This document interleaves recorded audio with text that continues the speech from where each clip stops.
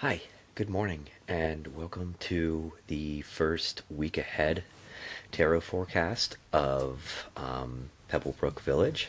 I am Peony, and I'm gonna look at some cards for the week ahead.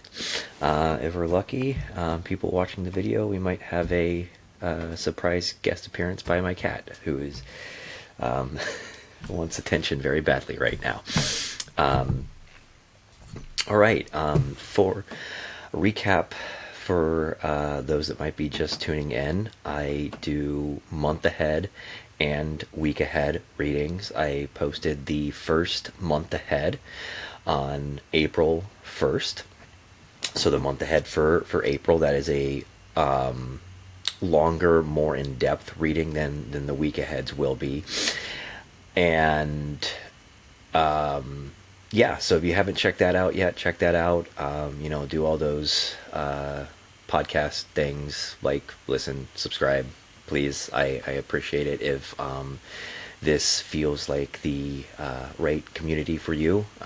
Looking to build that community. So yeah, and for the decks that I use, and I'm actually going to be posting on Wednesday a sort of trailer or intro, kind of like what is this channel, a little bit of background into where I see this going and why I decided to do this, a little more like information as to what is coming in, stuff like that, and I'll have some more information on influences and stuff like that and that. But just for people that are watching the video, I use the Queer Tarot as my main deck.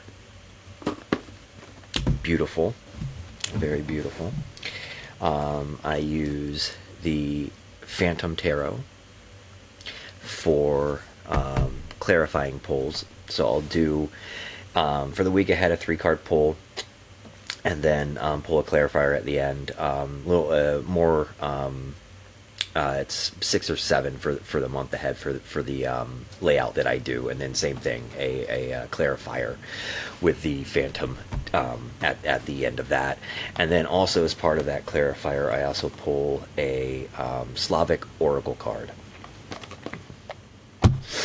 All right, I think that covers the administrative stuff, at least what my brain can remember right now.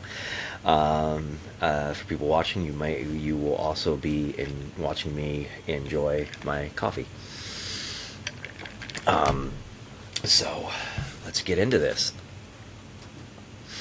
So for the energy for this week, we have the World.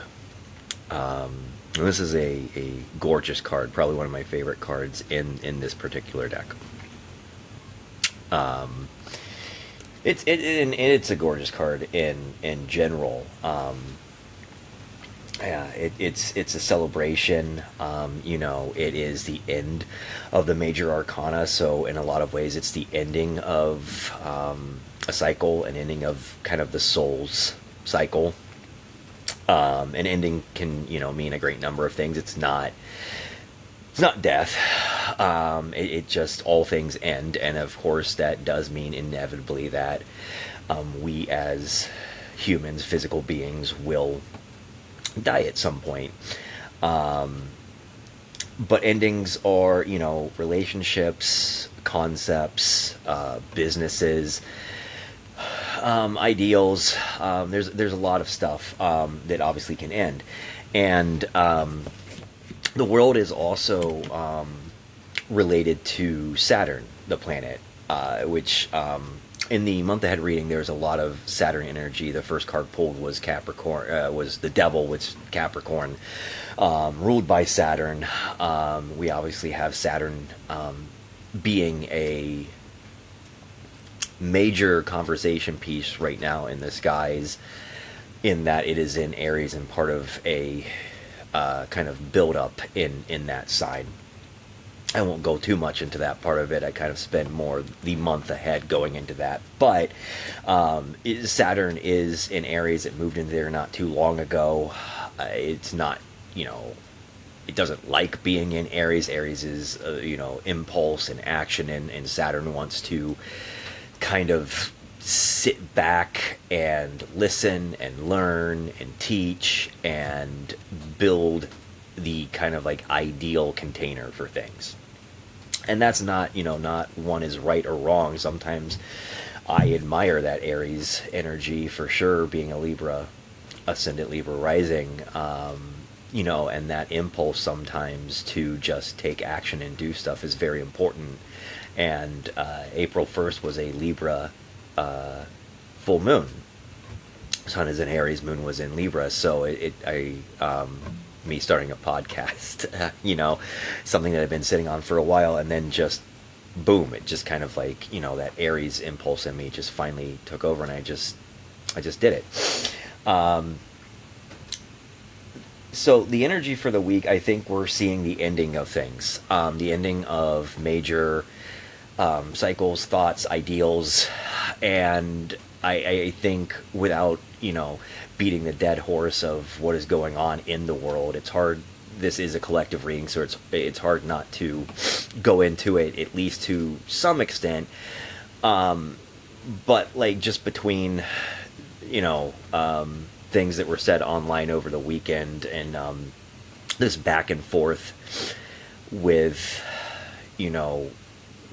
what's going to go on with certain structures and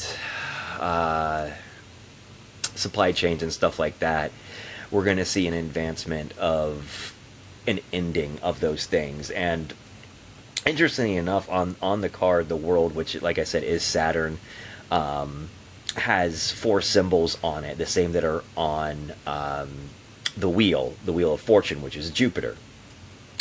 Saturn being Kronos and Jupiter being Zeus, there is this kind of father figure energy of this, right, where Saturn teaches, and Jupiter is how we expand and step into those lessons that Saturn teaches. So even with the world and the Wheel of Fortune, there's kind of that same type of energy. So you have these 4 symbols on there, in the 4 corners of Scorpio, Aquarius, Taurus, and Leo. We just had the moon was just in Scorpio this weekend. It was a really tough moon for it. Its first sign that it passed through since the full moon. So there, and in Scorpio, just being about kind of like going into, the underworld and being very broody. I think even seeing the president's insane communications on Sunday felt like it was very, very indicative of that. Scorpio, ruled by Pluto in modern. I'm a modern girly. Traditionally it is kind of a Mars, Pluto co-rule. Pluto hadn't been discovered yet. So it's attributed to Mars as well. For the sake of this, I'm going to be looking at it through the lens of being ruled by Pluto. And Pluto's in Aquarius right now. So there's definitely, even Saturn is a key player in that it is the world, but just where these planets are. And, Leo, the leader that was making insane statements over the weekend during the moon in Scorpio, is a Leo ascendant with his Mars conjunct that, so there's kind of a lot of correlation in this card of Saturnian authority figures. And then Taurus, well, also with Leo, Jupiter's moving into Leo later this year, which is a big deal in terms of its transit and the energy that it brings when it moves into there. The signs that it will be posing and squaring, etc., is just going to be different vibes. And Taurus right now, we have Venus in Taurus, and Uranus is finishing up its pass through Taurus before it moves into Gemini. And interesting with that, I think Taurus is where I am really seeing the energy of this card coming up for the week. And I'll show it again too. I mean, it's a very inclusive card of a lot of energies, the world it is, and it's, like I said, the ending of the major major arcana. But with Taurus, there's a lot of energy in that right now, and with talks of like resources, stock markets, and from a broad whole world thing, we're seeing a shift in that. And I think with Venus being in Taurus right now, it's asking us, what do we need, and how do we find abundance? How can we share that through community? And Uranus finishing up its time in abundance is that disruption. And there is going to continue to be disruption on a larger scale before it finally settles into Gemini. Not that there won't be Uranus disrupts in general. So I mean, and that's not bad or good, but like it will continue in Gemini. But like these very Taurus coded themes that we see in the imagery of the World card are going to continue throughout the week. And I think it's really important on an individual, on a personal level, in your communities. Where are resources lacking, and what can we do to help? Where are resources lacking in you individually, and where can you humble yourself and ask for help, because we don't have to do it alone. And that's the energy I'm getting from the world. I think just Saturnian energy, in that we could all do with learning. There are people we can teach, and there are people we can learn from. It's a full cycle that keeps going. No one is ever perfect. No one is ever 100%, complete with knowledge. And there's this kind of cycle of sharing that. With so why is this here? Where is this energy coming from? Page of Wands. Page of Wands, which the Wands is fire. The Wands suite is energy. So, it encompasses all the fire signs: Leo, Aries, and Sagittarius. Right now, Aries being kind of like the key player in that. Like I said, Jupiter will be moving into Leo. Lilith is in Sagittarius right now, so there's definitely a conversation between all the fire signs for sure right now. Just the loudest voice is Aries, as Aries are ought to be. that is their nature, and it is a very boisterous Aries season. And there's the bad that comes with that. There's the impulse of bad leaders, but there's also the good with that, of this sort of free spirit discovery and inspiration that is indicated by the Page of Wands for, why is this here? There's a lot of chaos right now. That there's a lot of fire. There's a lot of unnecessary fire. But through destruction, new things are created. Through death, there is rebirth. And I think it's really important to understand that while the world is indicating that there's this kind of theme of authority figures, Saturnian authority figures, there's also, just because you aren't that, it's not a bad thing, and it doesn't mean that you don't have power. There's a lot of power in the Page of Wands. I love the imagery of this card, where this individual is holding on to their staff, their wand, looking to the skies. You have this swirly, kind of like rainbow like swirls, to overuse that word, and stars and stuff, and there's this color, there's this brightness, there's this movement in the skies above, and then behind them there are these two pyramids.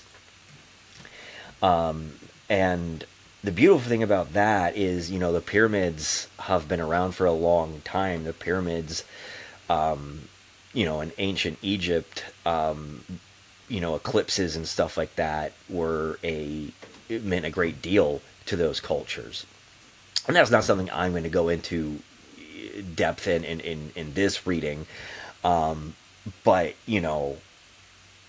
cultures throughout our time have kind of used the stars and heavens above for knowledge and guidance. And the Page of Wands, even though this is a free spirit, this is, in the wand, not wands, but pages came up a couple times in the month ahead reading. It is kind of this, naive, amateur, just starting energy. And that's not bad. Again, like with the Saturnian energy, like we learn lessons from people, and some of us are new to the ideas that we're stepping into. The world is reshaping as we go on a daily, weekly, monthly basis, and it's important to kind of keep that inspiration and that awe, and find the things that ground you and look to them, and you know use them to get through these hard times, and use them to understand that what's going on in the world around us is not permanent. And there's a great good in the collective. There's a great creativity and spark in individuals and communities. And if we hold on to that, and really too, I think like the pyramids to me, and this card coming up where it did, it just Saturn. I'm getting a lot of Saturn from this reading, and those kind of lessons of authority, learning from, and when to discard because it's not needed, it's not good, it's outdated. Look to communities that are grounded in knowledge. Look to communities that have lacked privilege in the structures that we exist in, and be more open-minded about hearing what they have to say, what is going on. There is a wealth of knowledge in indigenous communities, black communities, that have had to exist under structures that were very destructive to them, and they have survived. They've survived through a lot of unnecessary destruction, unnecessary fire, unnecessary impulse of Saturnian figures. And just sit down and listen is what I'm getting. Sit down and listen. Don't be too impulsive, like that Aries energy can drive you to be sometimes. Inspire and look for inspiration in that ancient knowledge that is held by some of these other communities. All right. And what do we do with this energy? Two of Wands. Two of Wands, which, Aries, Saturn, Two of Wands is the first decan of Aries, which is where Saturn is right now. The sun, made its way through the first decan of Aries. It's currently making its way through the second. But, on its way through there, the sun made that Kazemi with Saturn and really highlighted those lessons on authority and where it is failing and where things need to change. And the Two of Wands is about leaving the old for new, right? The Ace of Wands is that spark, and the Two of Wands is being able to see the world ahead of you, figure out what you want to take with you, and stepping through that frame, that opening, that portal that spark created. It's between staying in the comfort of what you know, or willing to accept discomfort to get to a new place of enlightenment, essentially. And I think so. What do we do with this energy? We sit. Things are ending. We're being shown that leaders that we've looked to are not worth looking to. We have inspiration and ancient knowledge within ourselves and these communities that we need to sit and listen to, and we need to take that and we need to use the energy of Aries to transmute that into something positive, into something that is, you know, inclusive of everybody, and doesn't leave people behind, and doesn't and isn't extractive or destructive of certain communities. And take, with the Two of Wands, again, for the people that are watching this, I'll show the card again. The woman on this card, and in the classic tarot illustration as well, is holding the world in their hand, and it's really, again, like kind of staring at what and what is worth taking with us into this new world. There is a new shift that happened, that we are stepping into, that we are seeing happening. It's not an overnight thing, it is ongoing. And we have the power and the free will to bring with us what we will. The future is unclear because we can't, even through like divination and looking at astrology and patterns in history, we can have an idea of what the energies are going to be, and that can help us plan and work with it. But there's not a clear picture. This isn't like the movies of, seeing the future, right? So we fill the future with what we bring with us. And I think sometimes it can seem very dark ahead of us because it's not filled yet. And if we just stay stagnant and aren't willing to walk through that discomfort, we can never fill the future. But we have free will. If we sit with the knowledge and the inspiration that is indicated by the Page of Wands, and use that to really step forward into something and be more supportive of people around us, I think we're headed in a great direction. And from a more individual, personal level, who in your orbit is maybe an authority figure, or just an individual that is toxic and is exhausting to you, that you might need to part ways with, that you might see more light shown on that type of energy this week, where you may have to make the decision, yeah, the devil, I know this is comfortable, but like, is it worth wasting my energy on this person, these people, this leader? And who, like, in your orbit can you sit with and talk and listen and learn from one another? And this isn't like, you don't need a PhD or anything like that to be an accredited type teacher. It's just community that you can sit with and learn from, and use that to really step into shedding some of the excess weight on our shoulders that we need to dump as we walk through the opening created by the Two of Wands. All right, and then for the clarifier, we got the Ten of Swords again, which was the clarifier for the month ahead. And I think, it's the same type of thing. This is the third decan of Gemini. Gemini is going to be a big, big, big voice once Uranus moves into that this year, this month, actually, 25th, I believe. But,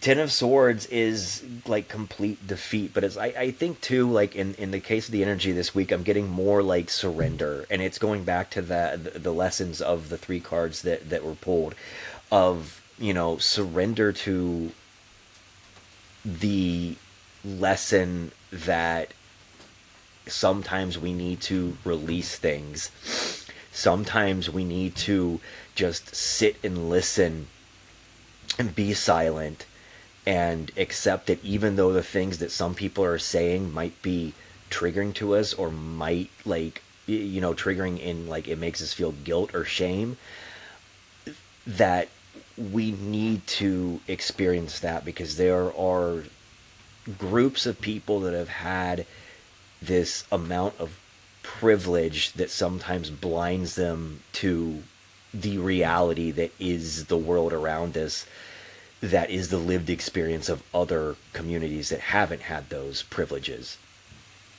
And I see it myself, and I'm sure other people listening have seen this too, where it's very quick to denounce those people when they're criticizing what isn't working. And, the Ten of Swords, there's this feeling of defeat, and I think there's this feeling of internal grief, of internal suffering, of internal just complete exhaustion, and just complete defeat, and that is okay. The world as is ending.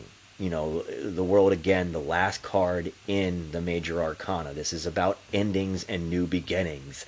You have to die, be it symbolically, metaphorically, mentally, spiritually, to be reborn into a new realization, a new reality, and you have to surrender and be willing to accept that. And that is the energy that I'm getting from the Ten of Swords for the week ahead.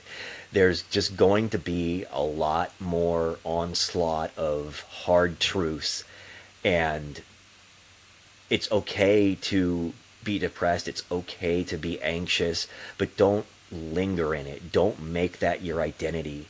Feel those things, find people to sit with and talk to, and and process those things, and transmute that into positive. All right.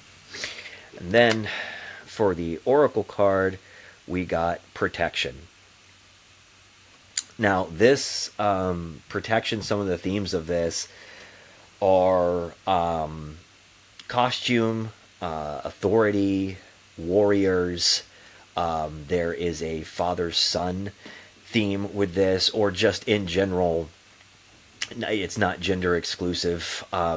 Just kind of, if you think of the father as a trope for authority figures, there's this relationship with authority figures that goes back to that Saturnian energy. And again, there's this sort of, with the world representing Saturn, with the Two of Wands being the first deacon of Aries, which is where Saturn is at currently.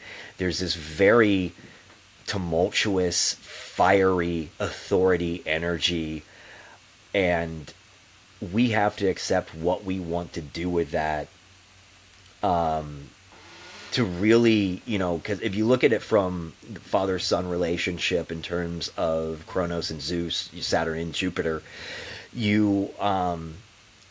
Saturn teaches so that Jupiter can expand, and that's very high level explanation of that. There's a lot more nuance to that. I think with Jupiter, sometimes people are like, where's that expansion that I'm supposed to be seeing? And it really is you have to sit in these lessons first, right? So and then so it's just brain not braining. It is just very much about that kind of energy of authority figures in our relationship as a collective with those authority figures, and what Jupiter is doing right now and what Saturn is doing right now. And then I will read the excerpt from Protection. Someone is in your way. In order to get ahead, you will have to find a way around them and their defenses. This can be violent or political.